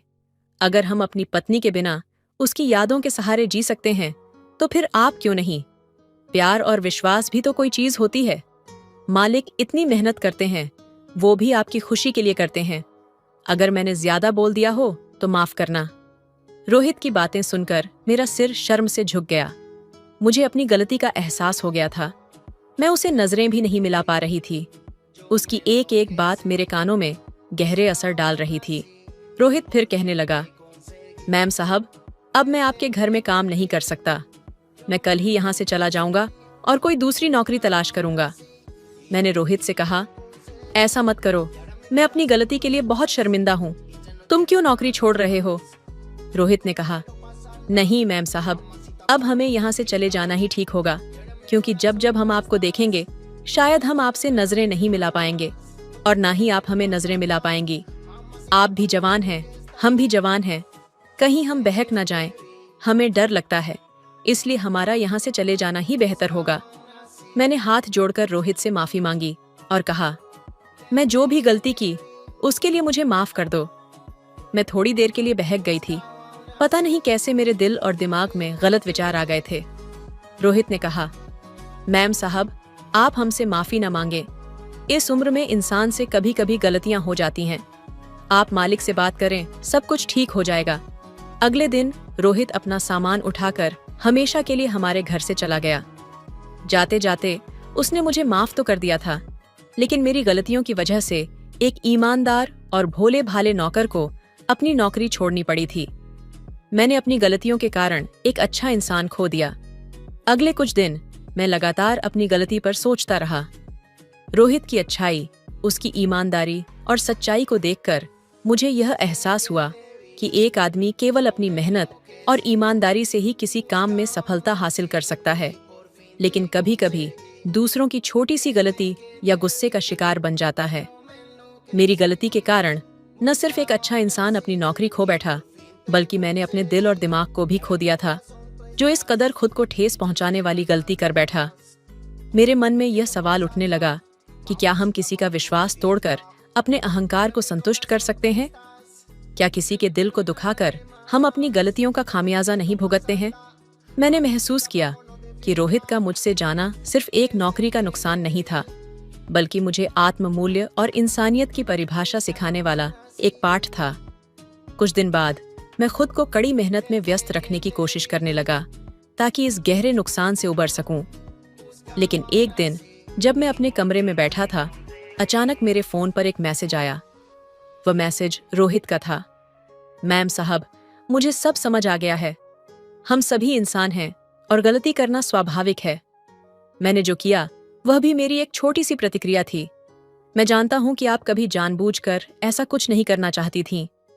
आप मेरी चिंता न करें, सब ठीक रहेगा। अगर मौका मिला तो फिर से काम करने आऊंगा। मैंने आंखों में आंसू महसूस किए। रोहित ने जिस तरह से मुझसे माफी मांगी, वह मुझे और भी अधिक आत्मग्लानि से भर गया। मैंने सोचा, क्या मेरी गलती उसे इतना चोट पहुंचा सकती थी कि उसने अपनी अच्छाई और माफी का रास्ता चुना? उसने मुझे सीख दी थी, पर अफसोस, ये सब मुझे तभी समझ आया जब वह मुझे छोड़ चुका था।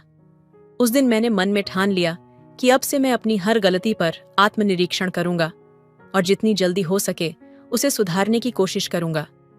मुझे अब यह एहसास हो गया था कि हम केवल अपनी गलतियों से नहीं, बल्कि उन्हें सुधारने की हमारी कोशिशों से बड़ा बन सकते हैं। और सबसे महत्वपूर्ण बात, मैंने सीखा कि किसी के दिल को दुखाने से ज्यादा नुकसान खुद को होता है, क्योंकि यह हमारे अंदर की इंसानियत को खत्म कर देता है। रोहित की माफी ने मुझे न केवल अपनी गलती पर पछताने का एहसास कराया, बल्कि यह भी बताया कि ईमानदारी, सच्चाई और माफी की ताकत बहुत बड़ी होती है। रोहित के जाने के बाद मेरे दिल में गहरे खालीपन की एक खाई बन गई थी। मुझे यह महसूस हुआ कि मैं उसे सही तरीके से समझ नहीं सका था। दिन बीतते गए, लेकिन उस खलिश को मिटाने का कोई तरीका मुझे नहीं मिल रहा था। मैं अपने की पर अफसोस तो कर रहा था, लेकिन दिल के किसी कोने में यह ख्याल भी आता कि क्या सच में मुझे इतनी गहरी माफी की जरूरत थी? क्या मेरी गलती इतनी बड़ी थी कि मैंने एक सच्चे इंसान को अपनी दुनिया से बाहर कर दिया? मैंने खुद को समझाने की बहुत कोशिश की, लेकिन मेरी नासमझी और आक्रोश ने मुझे बार बार चुप कर दिया। रोहित ने मुझसे माफी मांगी थी, पर उसकी वो माफी मुझे कचोट रही थी। अगर वह मुझसे माफी न मांगता तो क्या तब भी मैं इतना ही शर्मिंदा महसूस करता? यह सोचने पर मेरी मानसिक स्थिति और भी बिगड़ने लगी थी। मुझे यह एहसास हुआ कि सच्चाई और ईमानदारी की बात करना बहुत आसान होता है, लेकिन जब वह खुद आपके सामने आकर किसी और के रूप में सामने खड़ा होता है, तब उसे खो देना एक अलग ही दर्द होता है। मैंने कोशिश की, पर कोई रास्ता नहीं मिला। जितना मुझे अफसोस था, उतना ही मैं खुद को दोषी ठहराने में उलझता जा रहा था। अब मेरा दिल यह सोचने से थक चुका था कि क्या रोहित लौटेगा? क्या वह कभी मुझसे फिर से वह विश्वास करेगा जो मैंने उस पर खो दिया था? मेरी जिंदगी में कोई दिशा नहीं थी, क्योंकि हर कदम पर मुझे सिर्फ यह महसूस हो रहा था कि मैंने किसी अच्छे इंसान को खारिज कर दिया था और अब मैं अकेला था। मेरे अंदर गहरी खिन्नता और खुद से नफरत ने घर बना लिया था। मैंने महसूस किया कि अब मेरे पास कुछ भी नहीं बचा। मेरी इज्जत, मेरी गलती और मेरी कमजोरियां मुझे अंदर से खत्म कर रही थीं। मैं इस सोच में डूबा हुआ था कि शायद मुझे खुद को सुधारने की जरूरत नहीं थी, बल्कि मुझे अपने भीतर के अंधेरे को स्वीकार कर लेना चाहिए था। हो सकता है कि मैंने जो किया वह मेरे चरित्र का हिस्सा था, और कभी न कभी इंसान अपनी सबसे बड़ी गलतियों को खुद से ही जोड़ लेता है। रोहित के जाने के बाद मैंने सोचा, क्या इंसान कभी पूरी तरह से अच्छा या बुरा हो सकता है? उस दिन मुझे यह समझ में आया कि हमें सच्चाई का पालन करना चाहिए, पर कभी कभी सच का पालन करने से भी हम खुद को और दूसरों को गहरे घाव दे सकते हैं। ये घाव समय के साथ भरते नहीं हैं, और कभी कभी वह घाव हमें जीवन भर सताते रहते हैं। तो दोस्तों, यह थी आज की कहानी। आपकी क्या राय है इस कहानी पर? कृपया कमेंट में जरूर बताएं। वीडियो पसंद आया हो तो लाइक करें, शेयर करें और सब्सक्राइब करें। धन्यवाद। मैं बाहर बरामदे में सो रहा था और मुझे बहुत ज्यादा ठंड लग रही थी। मेरी भाभी मुझे देखकर कहती हैं, बाहर बहुत ठंड है, तू ऐसा कर, यहाँ मत सो, प्रीति के पास चला जा, उसके साथ जाकर वहां लेट जा।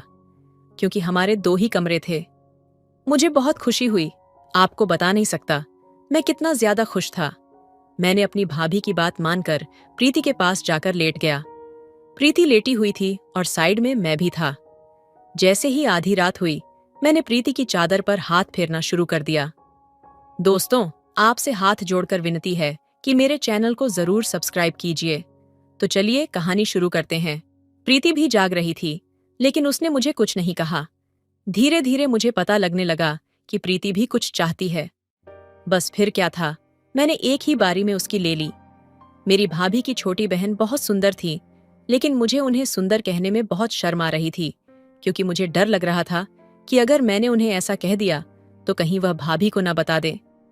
आज तक मैंने भाभी की बहन से ऐसी बातें करते नहीं सुनी थीं। हम जॉइंट फैमिली थे। मेरे पापा और चाचा जी खेती का काम करते थे और वे ज्यादातर खेत में ही रहते थे। मेरी भाभी और मेरी मम्मी घर पर ही रहती थीं। मेरी भाभी का एक बेटा था जिसकी उम्र करीब 6 साल थी। मेरी भाभी की 2 बहनें थीं। भाभी की उम्र 28 साल थी और उनकी छोटी बहन की उम्र करीब 24 साल थी।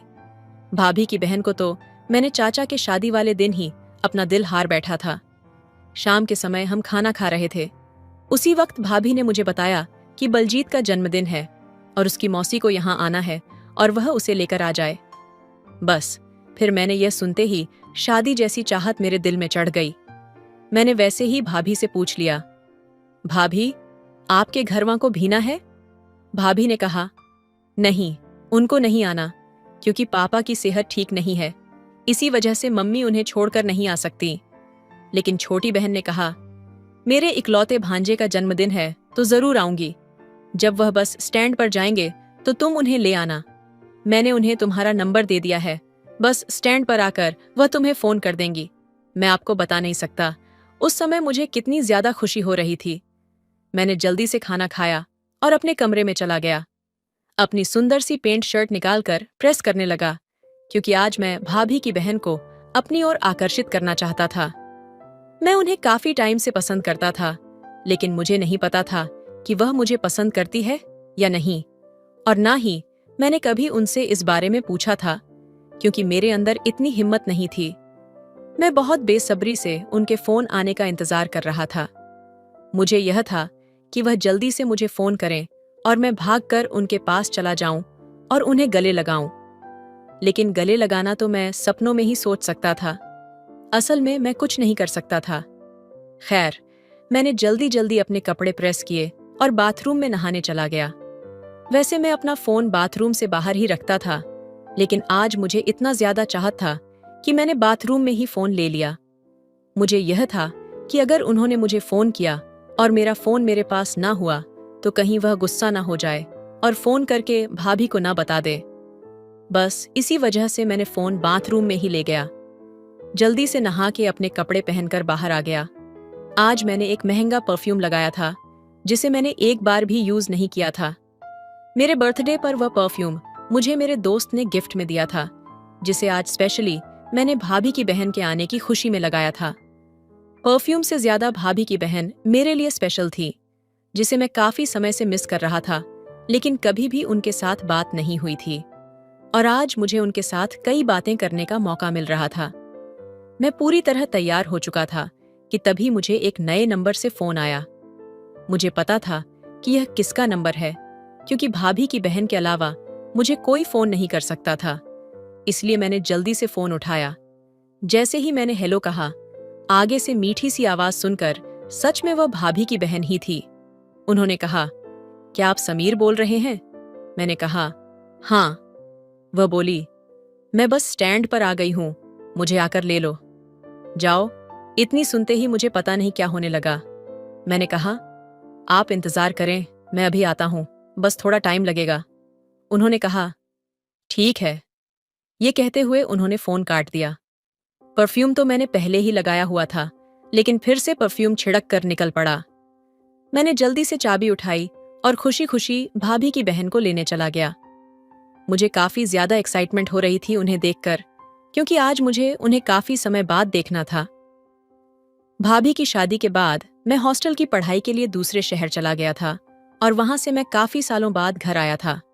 इस वजह से मेरी उनसे मुलाकात नहीं हो सकी थी और ना ही हमने एक दूसरे का नंबर लिया था जिससे हम फोन पर बात करते। इस वजह से मुझे बहुत ज्यादा खुशी हो रही थी। उस समय मेरी खुशी का कोई ठिकाना नहीं था। खैर, 10 मिनट का रास्ता था। मैं जल्दी से तेज बाइक चलाकर उन्हें बस स्टैंड से लेने के लिए बढ़ा। जैसे ही मैं बस स्टैंड पहुंचा तो भाभी की बहन को देखकर मेरे होश उड़ गए। वह इतनी ज्यादा सुंदर लग रही थी कि मैं बता नहीं सकता।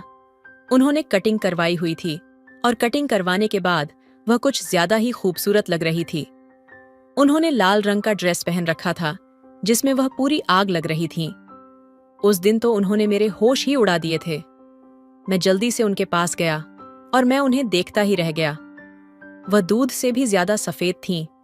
वह जितनी सुंदर थीं, मैंने कभी कोई लड़की नहीं देखी थी। मैंने उनके पास जाकर उनका बैग पकड़ लिया और उन्हें बाइक पर बैठने के लिए कहा।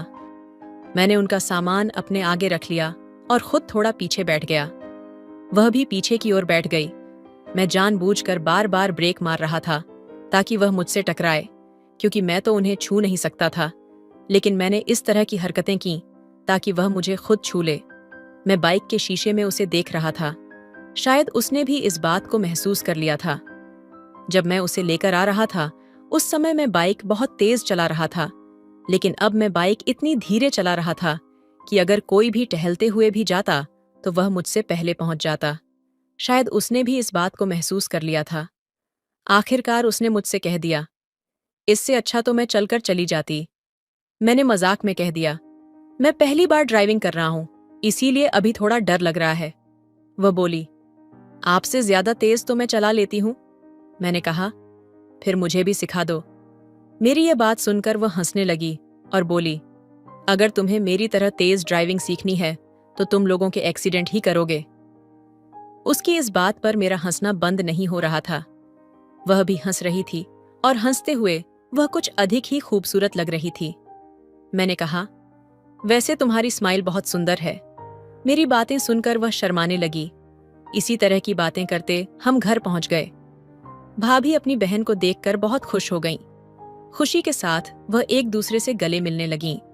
राहुल भी अपनी मौसी को देखकर बहुत खुश हो रहा था। अगले दिन भाभी के बेटे का जन्मदिन था। घर में तैयारियों का माहौल था, क्योंकि हमने अपने घर में एक छोटी सी पार्टी रखी थी। हमने रिश्तेदारों को नहीं बुलाया था, लेकिन गांव के सभी को बुलाया था। रात के समय पार्टी शुरू हो गई। जन्मदिन मनाने के लिए मैंने बलजीत को कपड़े लाकर दिए थे। मैं चाहता था कि राहुल की मौसी पहले तैयार हो जाए ताकि मैं उसके साथ मैचिंग कपड़े पहन सकूं। शायद ऐसे फीलिंग लड़कियां लेती होंगी, लेकिन मैं जैसी फीलिंग ले रहा था वह अनोखी थी। मैंने देखा कि रात की पार्टी में उसने नीले रंग का सूट पहना हुआ था। उसमें वह बहुत ज्यादा कमाल लग रही थी। जब मुझे पता चला कि उसने नीला रंग का सूट पहना है तो मैंने भी उसी समय नीली शर्ट खरीद ली। मैं सभी के सामने अपनी यह कोशिश कर रहा था कि मैं नहीं जानता था कि भाभी की बहन को भी वही रंग पहनना है। मैंने तो पहले ही इसे सिलेक्ट कर लिया था। खैर, सभी ने इस बात को ज्यादा सीरियस नहीं लिया, क्योंकि सभी पार्टी में बिजी थे, लेकिन इस बात को भाभी की बहन ने कुछ ज्यादा ही सीरियस ले लिया। पार्टी का अरेंजमेंट बहुत अच्छा किया गया था। रात के 12 बजे पार्टी खत्म हो गई और खाना खाने के बाद सभी अपने अपने घर चले गए। रात के समय भाभी का बेटा मेरे साथ ही सोया, क्योंकि वह शुरू से ही मेरे साथ रहता था और अब तो मेरे साथ सोने की आदत हो गई थी। मैं अपने कमरे में अकेला सोता था, इसीलिए मैंने उसे अपने साथ सोने के लिए ले लिया था। मैं भी उसके साथ बहुत प्यार करता था, लेकिन आज वह जिद कर रहा था कि मैं अपनी मौसी के साथ सोऊं। मैंने कहा, भाभी, कोई बात नहीं, उन्हें अपनी मौसी के साथ ही सोने दो, मैं बाहर बरांडे में लेट जाऊंगा।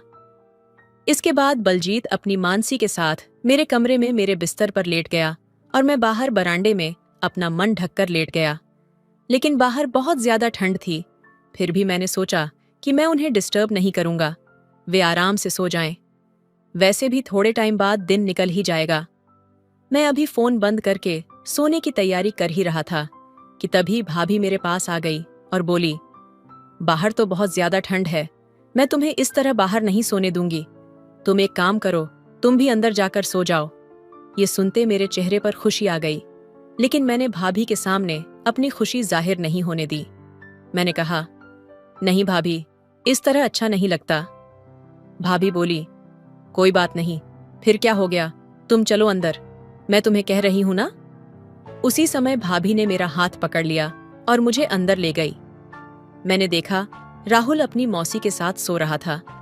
उसी समय भाभी ने अपनी बहन को जगाया और कहा, राहुल को थोड़ा साइड करके ले ले, इसे बीच में इसको भी रख लो। मैंने देखा बाहर ठंड में कांप रहा था। वह मचलते हुए अपनी आंखों से अपने भांजे की ओर देखने लगी और मैं अब बिस्तर के कोने में लेट गया। हम बिस्तर पर लेटे थे, लेकिन हमारे बीच कोई ज्यादा दूरी नहीं थी, क्योंकि राहुल बिस्तर के किनारे पर लेटा था और हमारे बीच में प्रीति लेटी थी और सबसे आखिर में मैं लेटा था। मैंने लाइट ऑफ की और फिर से बिस्तर पर आकर सो गया। मैं प्रीति के सामने सोने का नाटक कर रहा था, लेकिन प्रीति के साथ बिस्तर पर लेटे रहने में मुझे नींद कैसे आ सकती थी। मेरा मन तो शरारत करने का कर रहा था, लेकिन मैं चाहता था कि इसकी शुरुआत प्रीति करें। शायद ऊपर कोई मेरी बात सुन रहा था। थोड़ी देर बाद मुझे ऐसा महसूस हुआ जैसे किसी ने मेरे पैरों की उंगलियों को छू लिया हो। मुझे यह जानने में देर नहीं लगी कि यह पैर किसका है, क्योंकि राहुल तो साइड में लेटा था और बीच में प्रीति थी। जैसे ही प्रीति ने मेरे साथ ऐसी हरकत की, मेरे पूरे शरीर में हलचल हो गई। वैसे भी मैं जाग रहा था और इस हलचल को मैंने जल्दी ही महसूस कर लिया था। मैंने देखा कि कोई बार बार मेरे पैरों की उंगलियों को छू रहा है। मुझे यह बहुत अच्छा लग रहा था। उस समय मेरे पूरे शरीर में आग लग गई। मैंने जानबूझकर सोने का नाटक करना शुरू कर दिया। फिर मैंने अपने जज्बातों पर काबू न रखते हुए जल्दी से अपना हाथ प्रीति के चादर पर रख दिया। मैंने अपने हाथ को इस तरीके से रखा कि उसे यह महसूस हो कि मैं नींद में यह सब कर रहा। जिस तरह वह बार बार मेरे पैरों को छू रही थी, उससे मुझे यह अंदाजा हो गया कि वह अभी तक सोई नहीं है, बल्कि जाग रही है। मैंने धीरे धीरे यह महसूस करने की कोशिश की कि उसका हाथ कहाँ है, और जल्दी ही मुझे उसका हाथ मिल गया। मैंने अपने हाथ से उसके हाथ को सहलाना शुरू कर दिया, क्योंकि मैं पहली हरकत उसे करवाना चाहता था। खैर, जिस तरह की सोच मैं कर रहा था, वैसा ही मेरे साथ हो रहा था। लेकिन मुझे हैरानी तब हुई जब उसने पलटकर मुझे गले लगा लिया। जैसे ही उसने मुझे गले लगाया, मेरे पूरे शरीर में करंट सा लग गया। मैं बता नहीं सकता कि उस समय मैंने अपने जज्बातों पर काबू कैसे पाया, लेकिन आखिरकार मैं भी एक लड़का था, इसलिए मुझे अपने आप को कंट्रोल में रखना था। शायद अब वह भी अपने जज्बातों पर काबू नहीं रख पाई और वह हरकत कर बैठी, जिससे मैं भी अपना होश खो बैठा। फिर प्रीति ने मुझे वह सुकून दिया जिसका मैं कब से इंतजार कर रहा था। मुझे बहुत खुशी महसूस हो रही थी और प्रीति भी बहुत खुश थी। हम सारी रात साथ में सोते रहे। अगले दिन उसे अपने घर जाना था। मेरा दिल नहीं कर रहा था कि मैं उसे भेजूं, इसलिए मैंने जिद करके उसे 1 हफ्ते के लिए रोक लिया। 1 हफ्ते हमने बहुत मस्ती की और 1 हफ्ते बाद वह अपने घर चली गई। मैं उस 1 हफ्ते को अपनी जिंदगी में नहीं भूल सकता, क्योंकि उस हफ्ते उसने मुझे बहुत खुशी दी थी, जो मैं कभी नहीं भुला सकता।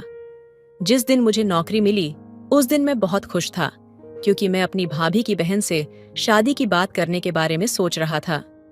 एक दिन मैंने अपनी भाभी को बता दिया, भाभी, मैं आपकी बहन से बहुत प्यार करता हूँ और उससे शादी करवाना चाहता हूँ। मेरी भाभी को इस बात पर कोई ऐतराज नहीं था, क्योंकि मेरी अच्छी नौकरी लग चुकी थी और मेरी सैलरी भी बहुत अच्छी थी। भाभी ने अपने घर के साथ भी बात की और उन्होंने भी मान लिया। अब 1 महीने बाद हमारी शादी है और हम दोनों बहुत खुश हैं। अब हम अपनी जिंदगी के पूरे नज़ारे लेते हैं। हमारी शादी के बाद पहली रात को कुछ अलग ही था। जब हम अपने कमरे में पहुंचे तो लाइट्स मद्धम हो गई थीं और हल्की सी खुशबू कमरे में बिखरी हुई थी। मेरा दिल तेजी से धड़कने लगा, लेकिन साथ ही एक अजीब सा सुकून भी था। वह मेरे सामने खड़ी थी। उसकी आंखों में नमी और मुस्कान की झलक थी, जैसे कुछ नया, कुछ बहुत खास होने वाला हो। क्या तुम खुश हो? मैंने धीरे से पूछा। आवाज में थोड़ी सी घबराहट थी, लेकिन उसने बिना कुछ कहे अपनी आंखों से ही मेरी दिल की बात समझी। उसने मेरी ओर बढ़ते हुए मेरे हाथों को अपनी पकड़ में लिया और फिर मेरे करीब आकर कहा, तुमसे शादी करने के बाद मुझे ऐसा लगता है जैसे मेरी दुनिया पूरी हो गई हो। उसकी आवाज में वह मीठी सी मासूमियत और गहरी भावनाएं बसी हुई थीं, जो मेरे दिल को छू गईं। वह मेरी ओर देखकर मुस्कुराई और मैंने उसकी आंखों में एक चमक देखी, जैसे पूरी कायनात उसी पल हमारे लिए थम गई हो। मैंने धीरे से उसका चेहरा अपनी ओर किया और फिर हम दोनों एक दूसरे के बेहद करीब आ गए। उसकी सांसें मेरी त्वचा से टकराईं और जैसे जैसे हम एक दूसरे में समाते गए, मुझे लगा जैसे हमारा हर पल, हर सांस एक दूसरे से जुड़ रहा हो। हमारी शांति और प्यार के बीच में शब्दों की कोई जरूरत नहीं थी। उस पल में हमारी आंखें, हमारी शारीरिक मौजूदगी सब कुछ कह रहा था। हर छोटा सा इशारा, हर हल्की सी मुस्कान, हर एक हल्की छुअन, ये सब कुछ बहुत गहरा और अनमोल था। हम दोनों अपनी पूरी तन्मयता के साथ एक दूसरे में खो गए थे, जैसे हम एक दूसरे से बहुत समय पहले जुड़ चुके थे। उस रात वह पहली बार मेरे करीब आई और मैं महसूस कर सकता था कि यह कोई साधारण रात नहीं थी। यह हमारी जिंदगी के एक नए अध्याय की शुरुआत थी। वह रात हमारे प्यार की गहराई को महसूस करने और उसे पूरी दुनिया से छुपाने की रात थी। सब कुछ बस वही था जो मैं चाहता था, एक दूसरे के साथ, बिना किसी घबराहट के, बिना किसी डर के, सिर्फ प्यार और सामंजस्य से। रात का सन्नाटा जैसे हमें एक दूसरे के करीब और करीब ले आता था। कमरे में हल्की सी बत्तियों की रोशनी थी, जो हमारे चेहरे पर एक नरम आभा डाल रही थी। हम दोनों एक दूसरे के सामने थे, लेकिन कोई शब्द नहीं थे। उस पल में जैसे सारी दुनिया ठहरी हुई थी, सिर्फ हम दोनों का प्यार बाकी था। मेरी नजरें उसकी आंखों में थीं और उसके होंठों की हल्की मुस्कान में पूरी दुनिया समाई हुई थी। उसकी छुअन से दिल के तार झंकृत होने लगे, जैसे एक मध्यम सी लहर मेरे शरीर से होते हुए मेरे भीतर तक समा रही थी। मैंने धीरे से उसका हाथ पकड़ा और उसे अपनी ओर खींच लिया। उस पल में हमें बस एक दूसरे की जरूरत थी। कोई दूरी नहीं, कोई भी झिझक नहीं। हम दोनों अपनी पूरी तन्मयता के साथ एक दूसरे में खो गए थे। उसकी सांसें मुझसे मिलकर जैसे हमारी आत्माओं का एक अनोखा संवाद कर रही थीं। मैंने उसके बालों को हल्के से सहलाया और उसकी आंखों में वो प्यार देखा जो मैंने कभी किसी से महसूस नहीं किया था। वह धीरे से मुझसे लिपटी और उसके हल्के से शब्द मेरी कानों में गूंजे, तुम मेरे हो हमेशा के लिए। वो शब्द मेरे भीतर गूंजे और लगा जैसे समय का पहिया वहीं थम गया हो। मैंने उसे अपनी बाहों में समेट लिया और हमारी धड़कनें एक दूसरे के साथ मिल गईं। उसकी आंखों में वह गहराई थी जिसमें मैं खुद को खो देना चाहता था। हर एक पल जैसे हम और करीब आ रहे थे, जैसे हमारे बीच का हर बंधन, हर दूरी खत्म हो रही थी। उसके होंठों का हल्का स्पर्श मेरे चेहरे पर एक नई ऊर्जा जगा रहा था और मुझे ऐसा महसूस हुआ जैसे हम दोनों पूरी कायनात से एक हो गए हों। हमारी दुनिया सिर्फ हम थे, हमारा प्यार, हमारी छुअन, हमारी बातें और वह अनमोल समय जो हम दोनों को एक दूसरे में समाहित कर रहा था। जैसे हमारे बीच की हर दीवार टूट रही थी और हमारे बीच एक नया खूबसूरत रिश्ता बन रहा था। वह समय, वह पल जिसे हम दोनों कभी नहीं भूल सकते थे। हम सिर्फ एक दूसरे के साथ थे, बिना किसी और के होने के, और मुझे महसूस हुआ कि यही प्यार है, यही असली बंधन है। एक दूसरे की हंसी, मुस्कान और उन पलों में पूरी दुनिया की सबसे बड़ी ताकत समाई हुई है। मेरे पास कोई शब्द नहीं थे, बस मैं उसे अपनी बाहों में और कसकर समेटने लगा। हमारी सांसों का मिलन, हमारी भावनाओं का संगम, ये सब कुछ ऐसा था जो हमेशा के लिए हमारे दिलों में बस जाने वाला था।